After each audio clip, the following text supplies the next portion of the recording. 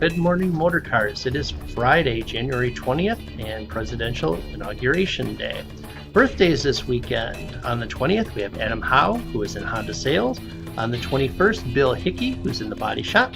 And on the 22nd, Faye Lockett, who is a Toyota service advisor. So happy birthday, guys. Also today, Jim Waterwash is celebrating his second anniversary as a Honda F&I person. So happy anniversary, Jim. Word of the day. Monday is the chili cook-off. Don't bother bringing in anything because I'm going to win, and when you taste my chili, you'll understand why. Some factoids about other countries, since we don't hear a lot of that stuff. We don't get a lot of the foreign press here. India produces more engineers, scientists, and IT specialists every year than America has produced in its entire history. There's been one fatal shooting by police in Iceland in the country's entire history.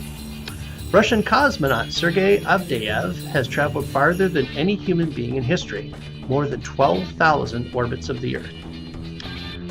Boy, I wonder what his frequent flyer miles are like. The Roman Empire was only the 19th largest empire in history. The largest was the first Persian or Iraqi Empire, which contained 44% of the entire planet's population at the time. Japan has a unique way to address obesity.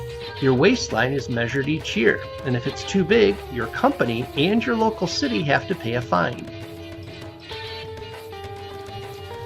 In 1999, Philip Morris Corporation explained to the Czech government that cigarettes are a good thing because citizens die sooner if they smoke, which reduces long-term health care costs. No kidding. They did the same thing for Canada and the Netherlands and were in the process of producing similar studies for other countries before it was suggested to them that killing off a country's citizens to save money was likely to be seen as a bad idea. Until the aftermath of World War I, the U.S. and most Western countries had open borders and allowed immigrants from any country to become citizens without restrictions, and the result, booming economies.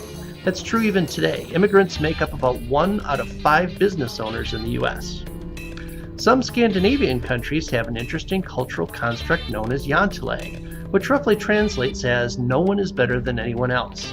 In keeping with that philosophy, everyone's tax returns are publicly available for anyone to read. The only 2 countries that allow drug companies to advertise to the general public are the U.S. and New Zealand. Everybody else seems to feel that only doctors should be able to tell you what drugs you need. Only 5 countries in the world still use the Fahrenheit scale for temperature, and I find it interesting that all of them, except for us, are warm places. The Bahamas, Belize, the Cayman Islands, and Palau, and of course us. And my last one, in a survey by dating website misstravel.com, the sexiness of people from various countries were ranked as follows. And this is sexiest men from most sexy to least sexy. Number 1, Australia. Number 2, Italy. Then Great Britain, Scotland, Spain, the US, Ireland, Brazil, Canada, and the Netherlands. And then for the sexiest women, Brazil, Russia, Colombia, Great Britain, the Philippines, Spain, Australia, Bulgaria, South Africa, and Canada. That's right, the ladies in the US didn't even make it into the top 10. I think they're wrong on that one. Have a good weekend, Motor.